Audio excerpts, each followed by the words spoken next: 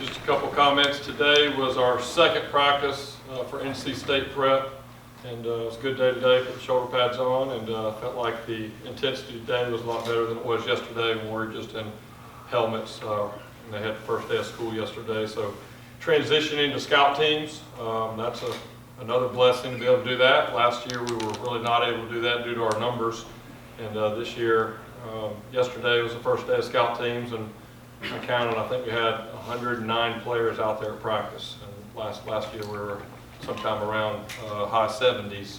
So that's going good. You'll probably saw we put out Cade Fortin as our starter for week 1, and really proud of Cade. He's had really an outstanding year from spring practice to the summer to fall camp. He's worked extremely hard.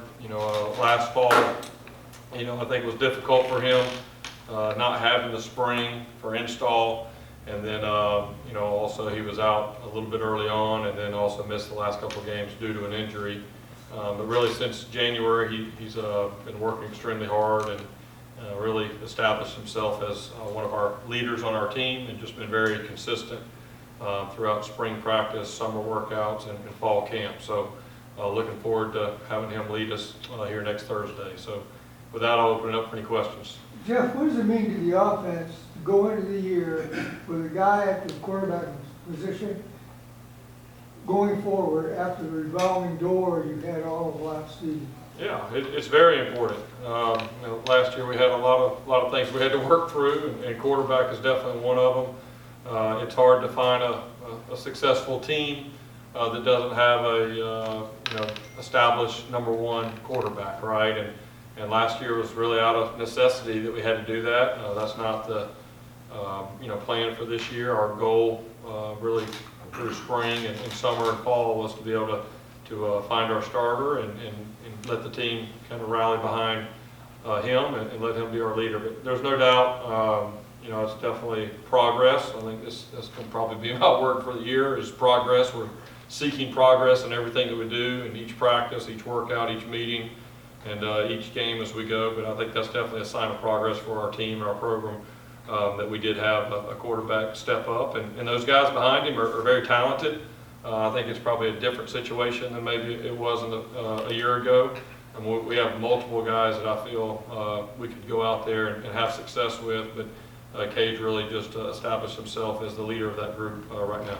With a backup situation, is that likely to change over the weeks, or would you have one guy there? Yeah, I've met with all of those guys, and really the next 3 guys are all going to be kind of sharing reps for that #2 position, and really just kind of be who does the best that week, getting ready for that game. That could change, and if we got in a game and something happened to Cade injury-wise or something like that, then Charlie and I would kind of probably make that decision right there, because those guys are so close right now, and I think it's important for where they are in their development that they all go into the game thinking that they could be the second guy, and that's honestly where it is between the next 3. It's really close, and each of them have their good days, but there hasn't been a big separation in a #2 yet. I think for where we are, we want to make sure we know who our #1 is and let those guys keep competing, and then if and when we call on them, I know they'll be ready.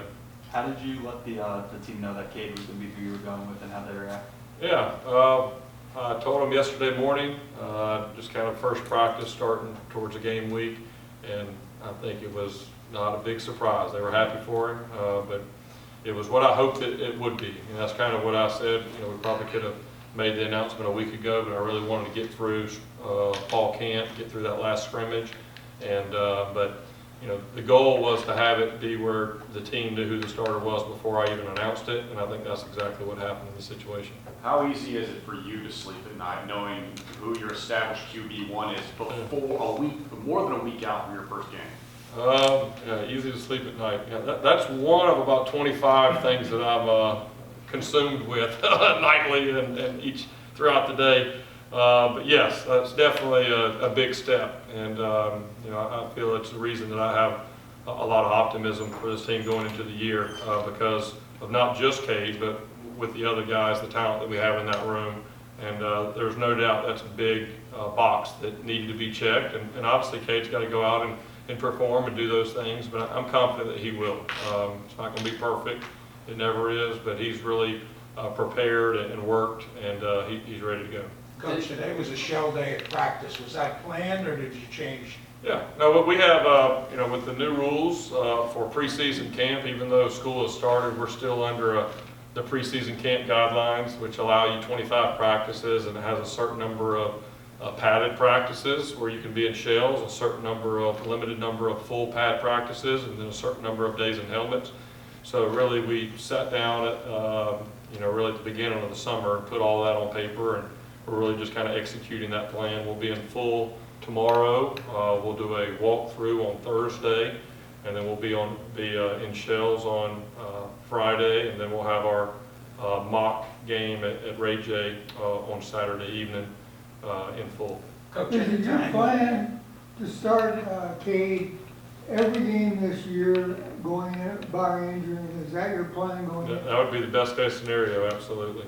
Yeah, and that's when we met with Cade, I told him, obviously, there's no lifetime contracts in any profession or any position on our team, but we're going into this expecting him to be our starter and lead us throughout this season, and we'll respond and react appropriately if we need to, but I'm confident that he's preparing himself to be our starter for the year. Coach, anytime you practice and you're not in full pads, etiquette is huge. How important is it to get that across to your players that, yeah, play full speed to the ball, but nobody on the ground, nobody below the waist? Yeah, that's a big part of learning how to practice. I think that's one thing we improved in this fall camp from maybe where we were a year ago. You're always, concerned, don't want to lose anybody to injury and unneeded, contact situations. Even whenever we're in shells, we're not going live to the ground. There's very few periods that you actually go live to the ground outside of what you do in fall camp. You kind of pick and choose your periods in a few of those live practices. So the big thing is it's really modeling after the NFL. The NFL, they do a great job. They're, excuse me, very rarely are they on the ground. It takes more of an athlete and athletic moves to be able to play full speed, wrap up, and stay off the ground. And you just don't want guys diving and landing on shoulders or ankles or those things. So that is definitely something that we talk about along with protecting the quarterback in those situations. Did you get a chance to see Jared Williams? I love this, man. We got all kind of action. It's like yesterday I went running around campus and it's like there's students everywhere. For the first time in 18 months, I haven't seen a soul. So this is great. Didn't get a chance to see Jared Williams at practice today. Is there anything that you could say for his absence? Yeah, Jared's fine. He's sick. It's not COVID, but he's sick. Been the last 2 days, and so with other bugs and things going around, he didn't come out to practice today. But he's fine. He's doing well. And then, Ideally, would you like to redshirt McLean, ideally? Yeah, the red shirt's a funny word now with the 4 games that you get. McLean is he's in a very legitimate position. Compete for that number 2 spot. He's also a guy that can be used in different ways throughout the year. I think for where we are as a program right now, McLean is not in that category that I would say as far as redshirting. And I think last year, just for our whole team, everybody getting an extra year, and where we are as a program, we're going to put the best guys out in different situations, whatever we need to do. But that's something honestly that starts being talked about with a few players, in that week 3, week 4, kind of figuring out where they are. And, we'll definitely, McLean's a player that we see having a bright future here. And we'll see how it all goes here these first couple games. Do you think he can maybe help this team this year? Yes, I do. how do you feel about your expectations for Cade, seeing that he's your handpicked guy? The expectations is for him to continue to be who he is, continue to practice the way that he has, continue to lead our team, and go out and play confident and play well. I don't expect him to play perfect. I've been fortunate to be coaching an offense with some very, very talented quarterbacks, and they didn't play perfect. There was some tough series and tough games and those type of things. So, you know, that's my message. I don't want Cade to feel like he's got to go out and play a perfect game. I want him to strive to, but my message to him, expectation is to be who he is and continue to prepare the way that he has and go out and execute to the best of his ability, and that's what I expect from him. How do Coach, you the feel biggest about your- complaint that NFL coaches have right now is tackling. They can't work on it in practice. Do you have the same problem, and do you think that's going to kind of carry over to a game or two till they get into that? Is it different than it was 15 years ago? Absolutely. So really you have to pick and choose, and you know, I was really fortunate with our last, really happy with our last scrimmage. We got after it pretty good, had a lot of live reps and tackling, and we didn't have any major injuries from that last scrimmage. Yeah, it's been that way for a while. I mean, all the years that I was at Clemson, you know, you have to pick and choose, and we do tackling drills, and they got different dummies and bags and all kind of stuff that we do, and really work on even when we're not tackling, getting in the proper athletic position. Yeah, it's definitely a concern, but it's one that we all have to adjust to, among other things. Saw K1 Powell was on crutches today. What's his timeline? Yeah, and I should have probably mentioned that beforehand, but K1, we've had two injuries so far that will keep guys out for a while. K1 Powell, unfortunately, had a knee injury in our first full scrimmage back on that Friday of our second week. So his timetable is really unknown. He'll probably be redshirting and be out for the year. And really feel for him. He was doing an outstanding job, really talented young player, very conscientious, worked hard. He was probably in our top three backs whenever it happened. And it was just really sometimes those injuries, most of the time, those injuries, when you have knee injuries, are not some big collision where everybody go, wow, look at that hit. It's just kind of, you know, things happen and you kind of slide, and it's an awkward kind of position, and his foot kind of slipped underneath him. And so he's had surgery, and then a wide receiver, Christian Helms, broke his foot, and he'll be out for probably the next 6 to 8 weeks. Those are the two main injuries that we've had at this point. Jeff, a week ago today, you mentioned Xavier had just rejoined the team.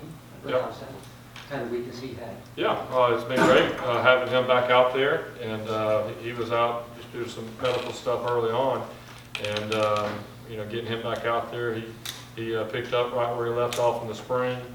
He's got great quickness and speed and athleticism. You know, I know for him, he wanted to be out there. I think kind of a blessing in disguise for us as a team is it allowed us to kind of force more reps for DeMarcus Gregory and some of those other guys. And so now when you're adding one of your best offensive players back to that group, it really kind of allows you to take that next step. But he's had a good week. I know he's still got 9 days to kind of get ready, you know, for the game, but really pleased with the progress he's made.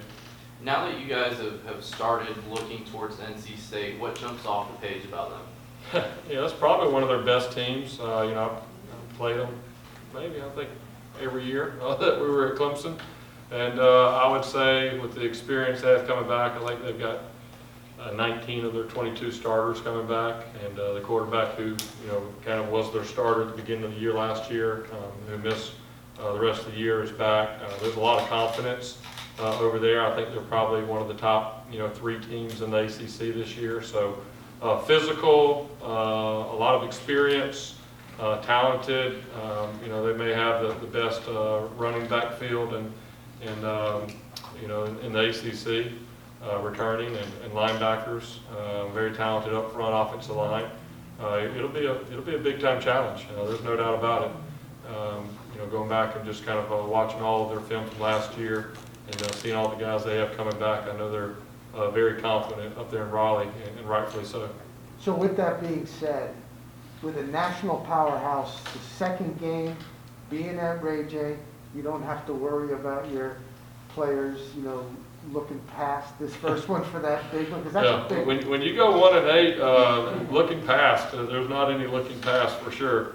You know, I think the big message, right? You sit here and try to think about where, you know, we were last year as a program, the progress that we've made this year as a program, and really just kind of thinking through that, and kind of what my message was going to be for the team, and we've already been talking about this a good bit throughout fall camp. And really, I just kind of came back to exactly what I learned at my last school. You know, it's really you just focus on yourself, right? And to be a consistent team, which ultimately, you know, one of my goals and visions for this program is to build a championship program that can have sustainable success, which means there's consistency and you're not, you know, up and down year to year, and you're not up and down one game to the next.